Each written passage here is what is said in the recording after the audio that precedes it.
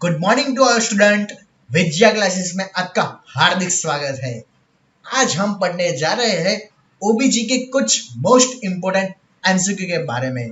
तो चलिए स्टूडेंट, बिना देरी किए हुए हम आज का लेक्चर शुरू करते हैं। और पहला एमसीक्यू जो आपकी स्क्रीन के सामने दिख रहा होगा, तो चलिए थोड़ा सा डिस्कशन कर लेते हैं।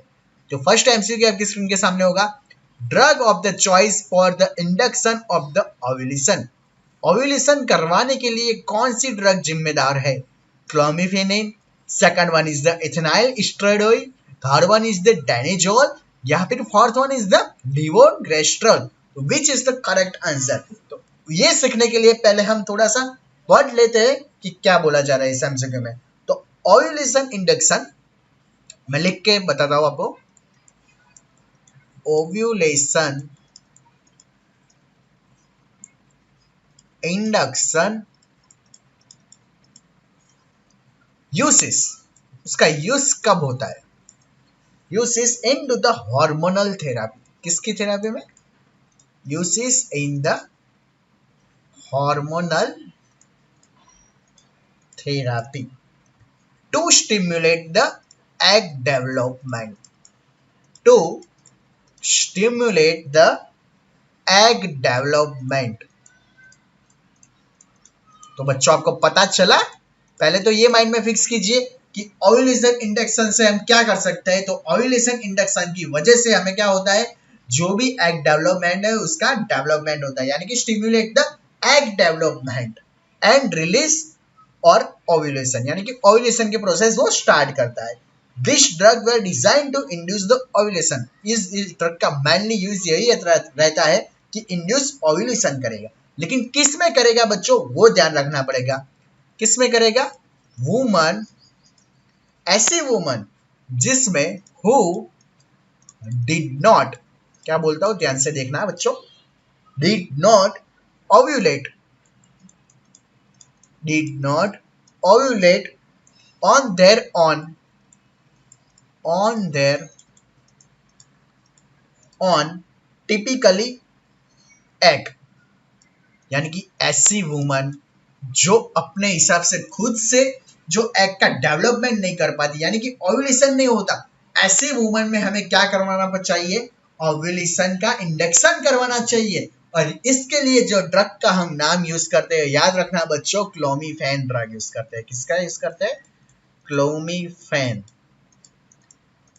Which drug it is the used for the, किसके लिए? Induction of the induction of the ovulation. तो कौन सी आएगी? Clomiphene citrate. ये क्या करती है? इंड्यूस द ओव्यूलेशन करती है बच्चों। क्या करती है? Induce the ovulation. लेकिन हाउ, यानी कि कैसे करेगी induce the ovulation?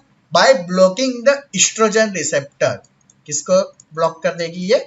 Blocking the oestrogen receptor, यानी कि एस्ट्रोजन रिसेप्टर है उसको क्या कर देगी ये?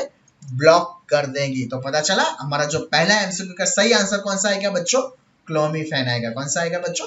Clomiphene. Drug of the choice for the induction of the ovulation, यानी कि ओव्यूलेशन इंडेक्स का मीनिंग क्या है? It is used for the mainly hormonal therapy. और स्टिमुलेट किसको करेगा? एग को डेवलप करने के लिए जरूर। लेकिन ऐसी कौन सी वुमन को ये जरूर पड़ेगी? तो याद रखना बच्चों, woman who did not ovulate the on egg, यानी कि ऐसे वुमन जिसमें ओव्यूलेशन की प्रोसेस नहीं हो पा रही है, उसमें ये करने की जरूरत पड़ेगी। और इसके लिए ड्रग ऑफ चॉइस कौन सी रहेगी बच्चों? क्लोमिफेन रहेगी। कौन सी रहेगी बच्चों? क्लोमिफेन रहेगी। और क्लोमिफेन का मेन फंक्शन क्या है? It is main function is the induce the ovulation. और हाउ टू डू, कैसे करेगा? Blocking the oestrogen receptor. I hope आपको पता चल गया होगा। तो चलिए हम दूसरे एमसीक्यू के बारे में थोड़े से डिस्कशन कर लेते हैं। It's a very important. Fern test के बारे में पूछा गया है। किसके बारे में पूछा गया है बच्चों? Fern test. Fern test is the use to assess ovulation, pregnancy, cancer of cervix, या फिर menstruation. Which is the correct answer? तो देख लेते हैं फन टेस्ट का मेनली यूज किस में होता है, तो वो देख लेते हैं। तो इजी सी बात है, फन टेस्ट याद रखना, it is the mainly use for the ovulation. याद रखना बच्चों, किसमें यूज होता है? Fern test is the use for the assessment of the, किसके लिए होगा? ओव्यूलेशन। और इसमें क्या करेंगे? Collection of collection of the vaginal fluid, collection of the vaginal fluid and put into the slide. और उसको किस में रख देंगे हम, उसे स्लाइड में रख के उसका क्या करेंगे हम, अंडर द माइक्रोस्कोप उसका विजुअलाइजेशन करेंगे। तो उसे क्या बोलते हैं, फन टेस्ट बोलेंगे। क्या बोलेंगे बच्चों, फन टेस्ट। यानी कि याद रखना बच्चों, फन टेस्ट मेनली यूज किस में करते हैं, use to assess for the ovulation. यानी कि ओव्यूलेशन हुआ है या नहीं हुआ वो कैसे जान पाएंगे, तो कलेक्शन करेंगे। किसका कलेक्शन करेंगे, वजाइनल फ्लूइड का। और उसको कहां पर रख देंगे हम, स्लाइड के ऊपर रख देंगे और उसके हिसाब से हम क्या असेस करेंगे, ओव्यूलेशन यानी कि फन टेस्ट ऐसे करते हैं। चलो बच्चों आगे बढ़ते हैं। ये क्वेश्चन भी बहुत इंपॉर्टेंट है। विच हार्मोन, हार्मोन की बात हो रही है, the hormone responsible for the menstruation cycle. यह बात बहुत इंपॉर्टेंट है। मेंस्ट्रुएशन साइकिल के लिए कौन सा हार्मोन जवाबदार है, तो याद रखना बच्चों, इजीली बात है, oestrogen, progesterone and the gonadotropin. कौन सा बच्चों, oestrogen, progesterone and the gonadotropin is the three very most important. यानी याद रखना बच्चों, तीन इंपोर्टेंट, क्या बोल रहा हूं मैं, three important hormones are the responsible for, किसके लिए, it is the responsible for the, किसके लिए, MC cycle। MC cycle के लिए बहुत इंपॉर्टेंट रहेगी। कौन से रहेंगे बच्चों, first one is the gonadotropin, second one is the कौन सा रहेगा बच्चों, ईस्ट्रोजन, और थर्ड वन इज द कौन सा आएगा बच्चों, प्रोजेस्टेरोन। कौन सा आएगा बच्चों, प्रोजेस्टेरोन।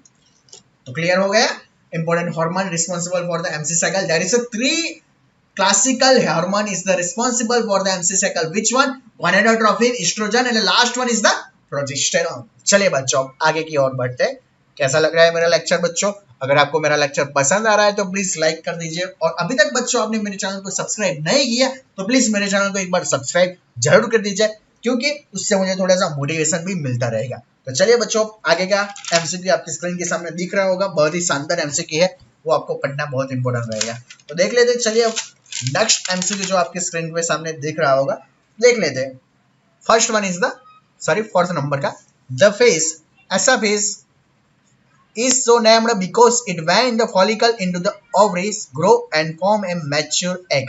यानी कि एक ऐसा फेस के बारे में बताइए जिसमें क्या होता है, फॉलिकल्स का ग्रोथ होता है। किसका होता है, follicles into the ovary grow and form A mature egg, यानी कि एग भी बनते हैं। कौन से फेज में, first one is the maturation, second one is the ovulation, third one is the luteal या फिर फॉलिक्यूलर फेज। बहुत इंपॉर्टेंट क्वेश्चन है ना बच्चों, मजा आएगा पढ़ने में। तो चलिए शुरू कर देते हैं। तो चलिए स्टार्ट करते हैं। उसका सही आंसर, उसका सही आंसर क्या होगा बच्चों, आपको पता है कौन सा आएगा, एनीवन नो? चलिए मैं बता देता हूँ कि उसका सही आंसर कौन सा आएगा, फॉलिक्यूलर फेज। कौन सा आएगा बच्चों, follicular phase, which is the correct answer, follicular phase. अब आपको क्वेश्चन रहेगा किसी सर ऐसा तो क्या होता है फॉलिक्यूलर फेज में, तो चलिए डिस्कशन कर ही लेते हैं। अगर फॉलिक्यूलर फेज में क्या होता है उसके लिए एक ट्रिक मैं बता देता हूँ बच्चों। HPO एक्सिस आपको याद रखना पड़ेगा। क्या याद रखना पड़ेगा, HPO एक्सिस। अब HPO का मीनिंग क्या, hypothalamus, P for pituitary, O for कौन सा रहेगा, आगे बढ़ लेते हैं फिर डिस्कशन करेंगे, ईस्ट्रोजन। यानी कि H means hypothalamus, P means क्या रहेगा, पिट्यूटरी, O मीन्स कौन सा रहेगा, ओवरी, सॉरी कौन सा आएगा, ओवरी आएगा, O मीन्स क्या आएगा, ओवरी आ जाएगा। तो चलिए बच्चों पढ़ते हैं, स्टार्ट करते हैं। पहले क्या होता है, हाइपोथैलेमस, पहला किसके बात कर रहा हूं मैं, हाइपोथैलेमस। अब हाइपोथैलेमस क्या करेगा, एक सीक्रेट द हार्मोन, क्या करेगा, hypothalamus it is the secret the hormone. अब कौन सा हार्मोन सीक्रेट करेगा, याद रखना बच्चों, गोनेडोट्रोपिन हार्मोन। कौन सा, गोनेडोट्रोपिन हार्मोन सीक्रेट करेगा। उसकी वजह से ये इफेक्ट किस पे आएगा, तो इसकी वजह से जो इफेक्ट है वो किस पे आएगा, पिट्यूटरी ग्लैंड में आएगा बच्चों। किस पे आएगा, पिट्यूटरी ग्लैंड में। फिर से बताता हूँ, हाइपोथैलेमस एक हार्मोन सीक्रेट करता है। कौन सा हार्मोन बच्चों, गोनेडोट्रोपिन हार्मोन। उसकी वजह से वो इफेक्ट डायरेक्ट किस पे करेगा, पिट्यूटरी ग्लैंड में करेगा। किस पे करेगा बच्चों, पिट्यूटरी ग्लैंड में करेगा। और उसकी वजह से दो हार्मोन पिट्यूटरी ग्लैंड निकालेंगे। चलिए मैं आगे की स्लाइड ले लेता हूँ, जिससे कि आपको इजीली आइडिया भी रहे और इजीली मजा भी आ गया। ओके, उसकी वजह से, किसकी वजह से, एंटीरियर पिट्यूटरी ग्लैंड की वजह से वो क्या करता है, दो हार्मोन और सीक्रेट कर देता है। कौन सा हार्मोन, दो हार्मोन एक्स्ट्रा सीक्रेट कर देते हैं, एफएसएच और दूसरा कौन सा आएगा, एलएच। कौन सा आएगा बच्चों, FSH and the second one is the LH. FSH यानी कि क्या होगा, फॉलिकल स्टिमुलेटिंग हार्मोन। एलएच का मीनिंग क्या रहेगा, ल्यूटिनाइजिंग हार्मोन। पता चल गया, एफएसएच यानी क्या बच्चों, फॉलिकल स्टिमुलेटिंग हार्मोन। एलएच का मीनिंग क्या रहेगा बच्चों, ल्यूटिनाइजिंग हार्मोन। अब दोनों की इफेक्ट किस पर पड़ेगी, तो दोनों की इफेक्ट किस पर पड़ेगी बच्चों, ओवरी पर पड़ेगी। किस पर पड़ेगी बच्चों, दोनों की इफेक्ट किस पर पड़ेगी, ओवरी पर पड़ेगी। अब वन बाय वन हम डिस्कशन करते हैं कि किसकी इफेक्ट कहां पर पड़ेगी। तो जैसे ही एफएसएच की इफेक्ट किस पे पड़ेगी, ओवरी पर, तो ओवरी का क्या होगा, growth of the ovary. Ovary क्या क्या करेगी, एफएसएच ग्रोथ करवाएगी। Second one is the mature of the follicles. Follicle को क्या बनाएगी, वो मैच्योर बनाएगी, मैच्योर ऑफ द फॉलिकल्स। लेकिन सब फॉलिकल्स की बात नहीं हो रहा हूं मैं, क्या बोल रहा हूं मैं, सम फॉलिकल्स, यानी कि सबकी नहीं, कुछ ही फॉलिकल्स को क्या करेगा, ये मैच्योर करेगा। कौन करेगा, मैच्योर करेगा। कौन करेगा, एफएसएच करेगा। कौन करेगा बच्चों, एफएसएच। या वैसे तो ओवरी के अंदर याद रखना बच्चों, फॉलिकल बहुत होते हैं एट अ टाइम। प्यूबर्टी में तो आई थिंक 4 लाख जितने होते हैं, 4 लाख होते हैं। तो याद रखना, फॉलिकल मैच्योर हो गए लेकिन कुछ ही हो गए, और जो भी फॉलिकल मैच्योर हो गए उसे वो क्या बनाएगा यार, ग्रोइंग फॉलिकल्स। क्या बनाएगा, मैच्योर होके ग्रोइंग फॉलिकल्स बनाएगा। उसका नाम क्या रख दिया हमने, ग्रोइंग फॉलिकल्स। तो पता चला मैच्योर हुआ है। तो मैंने अब फिर से मैं एमसीक्यू के बारे में लिखा देता हूँ। इसमें क्या लिखा है देख लीजिए, the hormone responsible for the menstruation cycle के आगे का MCQ. The phase is so named because follicle is the ovary grow, यानी कि फॉलिकल्स इनटू द ओवरी, वो ग्रो हो गए। और किस किस फेज में होगी, मैंने अभी पढ़ा लिया, कौन से फेज में, follicular, and form A mature egg. मैं भी सिखा रहा हूँ ना, क्या बनाएगी उसकी वजह से, मैच्योर एग बनाएगी। अब ग्रोइंग फॉलिकल्स पता चल गया, तो चलिए अब आगे बढ़ते हैं। ग्रोइंग फॉलिकल की वजह से अब क्या होता है, आगे बढ़ते हैं। Growing follicles when it is the mature. अब क्या होगा, ये ग्रोइंग फॉलिकल्स क्या हो जाएगी, वो मैच्योर हो जाएगी बच्चों। क्या हो जाएगी, मैच्योर हो जाएगी। और मैच्योर होने के बाद वो क्या बन जाएगी, ग्राफियन फॉलिकल्स बन जाएगी। कौन, क्या बन जाएगी, ग्राफियन फॉलिकल्स बन जाएगी। क्या बन जाएगी बच्चों, ग्राफियन फॉलिकल्स बन जाएगी। अब ग्राफियन फॉलिकल्स क्या हार्मोन सिक्रेट करेगी, कौन सा हार्मोन सिक्रेट करेगी बच्चों, याद रखना, ईस्ट्रोजन। कौन सा हार्मोन सिक्रेट करेगी, तो याद रखना बच्चों, ईस्ट्रोजन हार्मोन सिक्रेट करेगी। कौन सा, ईस्ट्रोजन। और उसका फंक्शन क्या है, एफएसएच के लेवल को डिक्रीज कर देगा। क्या कर देगा, एफएसएच के लेवल को क्या कर देगा बच्चों, डिक्रीज कर देगा। तो decrease the level of the FSH. उसकी वजह से जो भी फॉलिकल्स है वो क्या नहीं हो पाएंगे, अब मैच्योर नहीं हो पाएंगे। क्या नहीं हो पाएंगे, मैच्योर नहीं हो पाएंगे। तो पता चला बच्चों, मैं एक बार फिर से पढ़ा लेता हूँ। ये क्या है, एचपीओ, यानी कि हाइपोथैलेमस सबसे पहले क्या करता है, एक हार्मोन सिक्रेट करता है। कौन सा, गोनेडोट्रोपिन हार्मोन। उसकी इफेक्ट कहां पर आएगी, एंटीरियर पिट्यूटरी ग्लैंड में। वो दो हार्मोन सिक्रेट करेगा, कौन सा, एफएसएच, और दूसरा कौन सा आएगा, एलएच हार्मोन का आएगा। कौन सा आएगा, एलएच, यानी कि फॉलिकल स्टिमुलेटिंग हार्मोन। एलएच यानी कि ल्यूटिनाइजिंग हार्मोन। उसकी इफेक्ट कहां पर रहेगी, ओवरी पे। और एफएसएच क्या करेगा, ओवरी का ग्रोथ करवाएगा, मैच्योर ऑफ द फॉलिकल्स करेंगे। सबको करेंगे नहीं, सम फॉलिकल्स को करेंगे। उसके बाद क्या होगा, ग्रोइंग फॉलिकल्स बनेंगे, और वो मैच्योर होकर क्या बनेगी, ग्राफिकल फॉलिकल्स। वो कौन सा हार्मोन सिक्रेट करेगी, एस्ट्रोजन। और एस्ट्रोजन का मेन फंक्शन अब क्या रहेगा, एफएसएच के लेवल को क्या कर देगा, डिक्रीज कर देगा, जिसकी वजह से जो रिमेन फॉलिकल्स है वो क्या नहीं हो पाएंगे, मैच्योर नहीं हो पाएंगे। तो पता चला, ये बेस बहुत इंपॉर्टेंट था बच्चों। आई होप मजा आया होगा और पता भी चला होगा। चलिए अब नेक्स्ट क्वेश्चन आपके स्क्रीन के सामने दिख रहा होगा, बहुत ही बढ़िया क्वेश्चन है। द एवरेज ब्लड लॉस, ये सीधा आंसर है बच्चों, average blood loss into the normal menstruation cycle. आपको आंसर पता होगा, 50 to 100 ml, इतना एवरेज लॉस तो होता ही है as a average blood loss into the किस कंडीशन में, नॉर्मल मेंस्ट्रुएशन साइकिल के अंदर। चलिए बच्चों आगे का क्वेश्चन पढ़ते हैं। The constant phase into the menstruation cycle. Constant phase यानी कि कंटिन्यू चलता ही रहता है, उस फेज का नाम बताइए। तो उसका नाम क्या रहेगा बच्चों, ल्यूटियल फेज रहेगा। कौन सा रहेगा बच्चों, ल्यूटल फेज। ल्यूटल फेज कैसा रहेगा, कांस्टेंट रहेगा। चलिए अब थोड़ा सा उसके बारे में डिस्कशन कर लेते हैं, ल्यूटल फेज के बारे में। वो कब तक रहेगा, वो क्या है, तो ल्यूटियल फेज की मैं बात कर लेता हूँ, मैं यहाँ पर लिख देता हूँ ल्यूटियल फेज। तो अब ल्यूटियल फेज के बारे में हम डिस्कशन कर लेते हैं।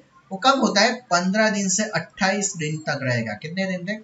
15 दिन से 28 दिन तक रहेगा। सेकंड, फिर क्या रहेगा? उसमें जो भी एग बने हैं वो क्या हो जाएंगे? लीव्स हो जाएगा, यानी छोड़ देंगे। कौन सी चीज? ओवरी को छोड़ देंगे। ओवरी से कहाँ निकल के बाहर आ जाएंगे और कहां पर करेंगे? फैलोपियन ट्यूब से लेके यूट्रस में जाएंगे। कहां पर जाएंगे? फैलोपियन ट्यूब से कहां पर चले जाएंगे बच्चों? यूट्रस में चले जाएंगे। कहां पर? यूट्रस में। Next, the level of the hormone progesterone is high. इसमें जो प्रोजेस्टेरोन का लेवल रहेगा वो कैसा रहेगा? हाई रहेगा। मैं आगे पढ़ाऊंगा आपको। तो पता चला ये क्या है? एक कांस्टेंट फेज है, यानी कि रुकता ही नहीं है। ल्यूटियल फेज है, उसमें क्या होता है? 15 डेज से लेके कितना 28 डेज तक का टाइम रहता है। एग्स जो क्या होता है? ओवरी से निकल कर कहाँ पे चले जाएंगे? फैलोपियन ट्यूब से वहां से कहाँ चले जाएंगे? यूट्रस में। और उस समय पे क्या रहता है? प्रोजेस्टेरोन का लेवल क्या हो जाएगा? उस समय हाई रहेगा। कैसा रहेगा बच्चों? हाई रहेगा। एक मिनट में ये थोड़ा सा डिलीट कर देता हूँ जो बीच में आड़ी आ गई। ओके, पता चला बच्चों? अब आपको क्लियर हो जाएगा। तो एवरेज ब्लड लॉस कितना होगा बच्चों मेंस्ट्रुएशन साइकिल में? 50 to 100। जो कांस्टेंट फेज है मेंस्ट्रुएशन साइकिल में कौन सा रहेगा? Luteal phase. ल्यूटियल फेज कब तक रहेगा? 15 से 28 डेज में। उसमें क्या करेगा? एग ट्रैवल करेगा। कहां से कहां जाएगा? फैलोपियन ट्यूब से कहां चले जाएगा? यूट्रस में। उस समय क्या होता है? प्रोजेस्टेरोन का लेवल कैसा रहेगा बच्चों? हाई रहेगा। कैसा रहेगा? The hormone of the progesterone level is the high. चलिए बच्चों, नेक्स्ट आपका क्वेश्चन जो स्क्रीन के सामने आपको दिख रहा होगा, द फेज इन विच, ऐसा फेज के बारे में डिस्कस कीजिए, which lining cell of the ovarian follicle are the stimulated by the luteinizing hormone to develop the corpus luteum to produce the progesterone and the estrogen। ये question बहुत important है। मैंने अभी तक दो फेज आपको पढ़ा दिए, ल्यूटियल फेज था और उसके बाद क्या था? Follicular phase. वैसा ही एक फेज है सिक्रेटरी फेज। कौन सा रहेगा बच्चों? Secretary phase. तो सिक्रेटरी फेज क्या है, कैसे आता है, वो हम डिस्कशन वन बाय वन करेंगे। तो देख लेते हैं सिक्रेटरी फेज, या फिर उससे क्या बोलते हैं, अभी मैंने सिखाया था वो क्या था बच्चों? Luteal phase. वही है, चले सीख लेते हैं थोड़ा सा। कौन सा आएगा बच्चों? Secretary phase. सिक्रेटरी फेज तो सीख लेते हैं secretary phase. It is the begin after you ovulate. ये ओव्यूलेशन के बाद का जो प्रोसेस है उसमें इंक्लूड किया जाता है, यानी कि आफ्टर ओव्यूलेशन जो भी प्रोसेस रहती है उसके बारे में हम डिस्कशन करेंगे। The dominate follicles that release and the egg at the ovulation. वो तो आपको पता ही है। क्या बोला मैंने? जो भी डोमिनेट फॉलिकल्स है वो क्या करते थे? Release and egg. आपको पता ही है ओव्यूलेशन के टाइम क्या होता है? Release and the egg. Egg को रिलीज करेगा at the time of the कब? ओव्यूलेशन। और ये कौन करेगा? फॉलिकल्स करेंगे। फॉलिकल क्या करेंगे? एग को रिलीज करेंगे at the time of the ovulation, और उसकी वजह से वो चेंज हो जाएगा स्ट्रक्चर। अब जो भी है वो चेंज इनटू द स्ट्रक्चर, और जो भी चेंज होगा उस स्ट्रक्चर का नाम क्या रहेगा बच्चों? Corpus luteum. क्या रहेगा बच्चों? कॉर्पस ल्यूटियम के नाम से उसे जाना जाता है। किसके नाम से जाना जाता है बच्चों? कॉर्पस ल्यूटियम से नाम से अब उसे जाना जाता है।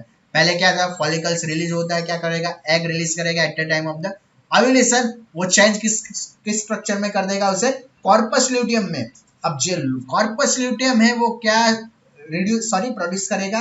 प्रोजेस्टेरोन हार्मोन प्रोड्यूस करेगा। क्या करेगा बच्चों? प्रोजेस्टेरोन हार्मोन प्रोड्यूस करेगा। कौन सा हार्मोन बच्चों? प्रोजेस्टेरोन हार्मोन वो प्रोड्यूस करेगा। और प्रोजेस्टेरोन के साथ में वो क्या करेगा? एस्ट्रोजन को भी प्रोड्यूस करेगा। किसको करेगा बच्चों? एस्ट्रोजन को भी प्रोड्यूस करेगा। Progesterone and the plus oestrogen. अब क्या करेगा? लेवल क्या कर देगा? Increase into the luteal phase, यानी कि सेक्रेटरी फेज में उसका लेवल क्या रहेगा? हाई रहेगा।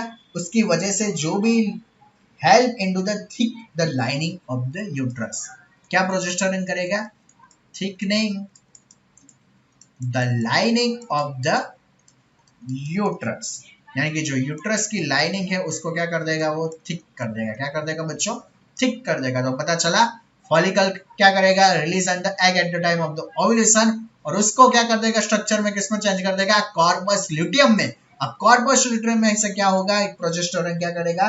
हार्मोन होगा वो लेवल इंक्रीज हो जाएगा और उसकी वजह से जो यूट्रस की लेवल लाइनिंग है वो क्या कर देगा, उसको थिक कर देगा, यानी कि क्या कर देगा, सॉरी थिकनिंग कर देगा तो उसकी वजह से बहुत फायदा हो सकता है। तो पता चला ये कौन सा फेज था बच्चों, सिक्रेटरी फेज रहेगा। कौन सा फेज रहेगा बच्चों, सिक्रेटरी फेज रहेगा। तो चलिए अब सिक्रेटरी फेज के बारे में क्या एमसीक्यू पढ़ा था हमने एक बार फिर से देख लेते हैं, उसका आंसर पता चल जाएगा आपको। The phase is the which lining cell of the ovarian follicle are the stimulating by the luteinizing hormone। मैंने अभी पढ़ाया, क्या पढ़ाया था बच्चों, फिर से एक बार देख लेते हैं एक बार। The phase is the lining of the cell ovarian follicles, जो follicle होती है वो stimulate होती है किसकी वजह, किसके द्वारा, तो याद रखना बच्चों ल्यूटिनाइजिंग हार्मोन, और टू डेवलप क्या करेगी, कॉर्पस ल्यूटियम। मैंने अभी पढ़ाया ना बच्चों, क्या बोला था मैंने, जो भी डोमिनेंट फॉलिकल्स है वो क्या करेगी, release the egg at the time of the ovulation, और स्ट्रक्चर में क्या चेंज हो जाएगा, कॉर्पस ल्यूटियम में। तो बताया ना कॉर्पस ल्यूटियम चेंजेस होने की प्रोसेस कब होती है, सिक्रेटरी फेज में, and to produce the oestrogen and progesterone and the oestrogen, ये दोनों हार्मोन किस फेज में प्रोड्यूस होते हैं, तो याद रखना बच्चों सिक्रेटरी, या फिर उसका दूसरा नाम क्या रहेगा बच्चों, ल्यूटियल फेज। तो which is the correct answer बच्चों, सिक्रेटरी फेज, या फिर उसे क्या बोलते हैं, ग्लूटियल, सॉरी हाँ वो फेज बोला जाता है। तो आई होप आपको पता चल गया होगा, मैंने जितने भी एमसीक्यू सॉल्व करवाए हैं आई होप आपको पता चले होंगे। चलिए फिर नेक्स्ट एमसीक्यू जो आपके स्क्रीन के सामने दिख रहा होगा, बहुत ही बढ़िया एमसीक्यू है, वो भी डायरेक्ट में सिखा लेता हूँ। Cork screw shaped endometrial gland in the same, जो कॉर्क स्क्रू शेप रहता है एंडोमेट्रियल ग्लैंड में, वो किस जगह पर यानी कब देखा जाता है, लेट सिक्रेटरी फेज में, अर्ली प्रोलिफेरेटिव फेज में, लेट प्रोलिफेरेटिव फेज में, या फिर अर्ली सिक्रेटरी फेज में। तो मैं सीधा उसका आंसर बता देता हूँ बच्चों, अर्ली सिक्रेटरी फेज में ये देखने को मिलता है। क्या देखने को मिलता है बच्चों, अर्ली सिक्रेटरी फेज के अंदर cork screw shaped endometrial gland देखने को मिलती है। आपको जो भी मैं एमसीक्यू सॉल्व करवा रहा हूँ बच्चों ध्यान से देखना, क्योंकि ये बहुत इंपॉर्टेंट एमसीक्यू है, ये नॉर्सेट लेवल के एमसीक्यू आपको पता चलेगा और उसका आंसर आप इजीली आप जो दे सकते हो। चलिए अब एक और आंसर, सॉरी एमसीक्यू बहुत ही बढ़िया। After the fertilisation ovum has the implant into the itself, the endometrium is the also known as the, what is the another name of the endometrium after the fertilized ovum has implant, यानी कि जो भी ovum implant हो जाता है, यानी कि implantation होने के बाद जो एंडोमेट्रियम है उसे क्या बोला जाता है, तो क्या बोला जाता है बच्चों, decidua. It's a very important question, ये क्वेश्चन आपको आना ही चाहिए। जो भी फर्टिलाइजेशन ओवम क्या होता है, इम्प्लांटेशन होता है, उसके बाद जो एंडोमेट्रियम है उसे क्या बोला जाता है, तो क्या बोला जाता है बच्चों, decidua. The cardinal function of the decidua, जो कार्डिनल फंक्शन यानी कि जो फंक्शन है डेसिडिया का, what is the main function of the decidua, production of the hormone, immunity, all of this, या फिर maintenance of the pregnancy. Which is the correct answer, maintenance of the pregnancy is the correct answer. कौन सा answer रहेगा बच्चों, maintenance of the pregnancy, यानी कि cardinal function of the डेसिडिया, डेसिडिया का जो मेन फंक्शन है वो कौन सा रहेगा बच्चों, याद रखना बच्चों, मेंटेनेंस ऑफ द प्रेगनेंसी। और डेसिडिया किसे बोलते हैं, तो याद रखना बच्चों, एंडोमेट्रियम को क्या बोला जाता है, decidua. But after the fertilisation ovum has the implantation, यानी कि इम्प्लांटेशन के बाद में उसे बोला जाता है। चलिए बच्चों नेक्स्ट क्वेश्चन जो आपके स्क्रीन के सामने दिख रहा होगा, बहुत ही मजेदार क्वेश्चन है। The length of the fallopian tube, क्या बोल रहा हूं मैं, जो फैलोपियन ट्यूब की लेंथ है, the length of the fallopian tubes is just range from, जो लेंथ रहती है वो कितनी रहती है बच्चों, तो आपको पता होना चाहिए लेंथ कितनी रहेगी बच्चों, 7 से लेके 12 सेंटीमीटर, यानी कि 7 to 12 centimetre is the correct answer. The length of the fallopian tube is the range from the 7 to 12 centimetre. Next question, in the healthy woman the only organism found in the upper 2/3 of the vagina is the, जो एक organism है उसका नाम बोला जा रहा है, वो कहां पर प्रेजेंट रहेगा, अपर 2/3 ऑफ द वजाइना के पार्ट में, उसका क्या रहेगा, मोनिलियासिस, डोडरलिस बेसिलस, ट्राइकोमोनियासिस, या फिर गोनोरिया। तो which one is the correct answer, तो याद रखना बच्चों which is the correct answer, Doderlein bacillus. कौन सा आएगा बच्चों, Doderlein bacillus is the correct answer. ये क्या आपको याद रखना है, in the healthy woman the only organism found रहेगा कहां पर, अपर 2/3 ऑफ द वजाइना, तो कौन सा आएगा, Doderlein bacillus. Acid medium of the vagina maintain by, जो वजाइना का एसिडिक मीडियम है वो किसके द्वारा मेंटेन होता है, ट्राइकोमोनोवेजाइनेसिस, स्टेफाइलोकोकाई, डोडरलिंस बेसिलाई या फिर ई कोलाई। तो which one is the correct answer बच्चों? तो याद रखना, आपको मैंने पहले लेक्चर में भी बताया था, अगर आपने नॉलेज एमसीक्यू सीरीज देखने की स्टार्ट नहीं की तो एक बार देख लीजिए बच्चों, बहुत मजेदार है, एक बार देखिए तो सही। तो उसका आंसर क्या रहेगा बच्चों? Doderlein's bacilli is the correct answer. तो acid medium of the vagina is the maintain by the, किसके द्वारा मेंटेन होगा? Doderlein's bacilli. चलिए चलिए अगला क्वेश्चन आपके स्क्रीन के सामने दिख रहा है, मैंने इमेज भी डाल के रखा है पहले से ताकि आपको पता चले। The opening of the Bartholin ducts are the situated into the, क्या बोला है क्वेश्चन में? The opening of the Bartholin ducts, जो ओपनिंग रहती है किसकी? बार्थोलिन डक्ट्स की, are the situated into the, कौन सी जगह पर? Vagina, uterus, superficial perineal pouch या फिर वेस्टिब्यूल। तो which one is the correct answer? तो याद रखना बच्चों, वो कहां पर रहेगी? ओपनिंग वेस्टिब्यूल में रहेगी। कहां पर रहेगी बच्चों? वेस्टिब्यूल में रहेगी। अगर उसका लोकेशन पूछे, ये रहा देखो, बार्थोलिन ग्लैंड डक्ट्स, ये दिख रही है, दो डक्ट्स दिख रही है। एब्सोल्युटली, ये क्या है? दो डक्ट्स है, क्या है उसका नाम क्या रहेगा बच्चों? बार्थोलिन ग्लैंड्स डक्ट बोला जाता है। तो याद रखना, opening of the Bartholin ducts are situated कहां पर रहेगा? वेस्टिब्यूल के पार्ट्स में रहेगा। चलिए नेक्स्ट क्वेश्चन जो आपकी स्क्रीन के सामने, उसके रिलेटेड ही है, मैंने रख दिया है। Bartholin gland is the present, कहां पर प्रेजेंट है? मैं एक बार फिर से इमेज दिखा देता हूँ आपको तो पता चलेगा। अगर प्रेजेंट पूछे तो कहां पर रहेगी ये? वजाइना के आसपास, यानी कि वजाइना के आसपास दिखेगी। तो सही आंसर कहां पर प्रेजेंट रहेगी? बार्थोलिन ग्लैंड वजाइना के आसपास। लेकिन ओपनिंग, यानी कि ओपनिंग कहां पर रहेगी? तो ओपनिंग बच्चों याद रखना कहां पर रहेगी? वेस्टिब्यूल में। अगर कहां पर प्रेजेंट है वो पूछे तो कहां पर प्रेजेंट है, उसका सही आंसर कौन सा रहेगा? वजाइना में प्रेजेंट रहेगा। लेकिन वो कहां पर ओपनिंग होगी? तो ओपनिंग कहां पर रहेगी बच्चों? वेस्टिब्यूल में ओपनिंग होगी। कहां पर रहेगी बच्चों? वेस्टिब्यूल में। चलिए बच्चों नेक्स्ट क्वेश्चन आपकी स्क्रीन के सामने। The pyramidal shaped tissue where the pelvic floor and the perineal muscle and the fascia made into the between the vagina and the anal canal is the called as, कौन सी बात कर रहा हूं मैं? pyramidal shaped tissue where the pelvic floor, और कौन सी की बात कर रहा हूं मैं? perianal muscle and the fascia made into the, कौन सी जगह पर मिलेगा? between the vagina and the anal canal। उसका सही नाम कौन सा आएगा? First one is the obstetrian perineum, second one is the anatomical perineum, third one is the perineal body और last one is the option A and B। तो which is the correct answer बच्चों? तो याद रखना सीधा सा answer है, कौन सा आएगा? obstetrician perineum। कौन सा आएगा? obstetrician perineum। इजी क्वेश्चन है क्योंकि उसमें क्या लिखा हुआ है? where the pelvic floor, और जो पेरियनल मसल है और fascia है वो कहां पर मिट रहेगी? बिटवीन द वजाइना और एनल कैनाल। तो सीधे से बात है, उसका आंसर कौन सा रहेगा? obstetrician perineum। चलिए आज का हमारा लास्ट क्वेश्चन जो आपके स्क्रीन के सामने दिख रहा होगा, द फॉरवर्ड बेंडिंग, क्या बोल रहा हूं मैं? Forward bending of the uterus in the relation of the vagina is called anteflexion, anteversion, plantar flexion के dorsiflexion. Which is the correct answer? The forward bending of the uterus, यानी कि uterus का क्या हो जाएगा? Forward bending, आगे की ओर झुक जाएगा उस वजाइना की ओर। तो उससे क्या बोलते हैं? तो याद रखना बच्चों, एंटी फ्लेक्शन बोला जाता है। उससे क्या बोला जाता है? एंटी फ्लेक्शन बोला जाता है। तो आई होप आपको ये लेक्चर मेरा कैसा लगा। Thank you all student. अगर आपको कुछ भी डाउट है तो प्लीज़ मुझे कमेंट में ज़रूर बताइएगा।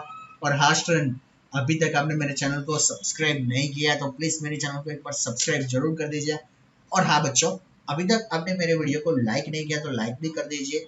और अभी तक आपने इस वीडियो को शेयर नहीं किया तो शेयर भी जरूर कर दीजिए। और अपने जो भी फ्रेंड सर्कल है उसमें जरूर से भेजिएगा, और उससे मुझे थोड़ा सा मोटिवेशन मिल सकता है। तो थैंक यू ऑल स्टूडेंट, मिलते हैं अगले पार्ट्स में, तब तक के लिए थैंक यू ऑल स्टूडेंट।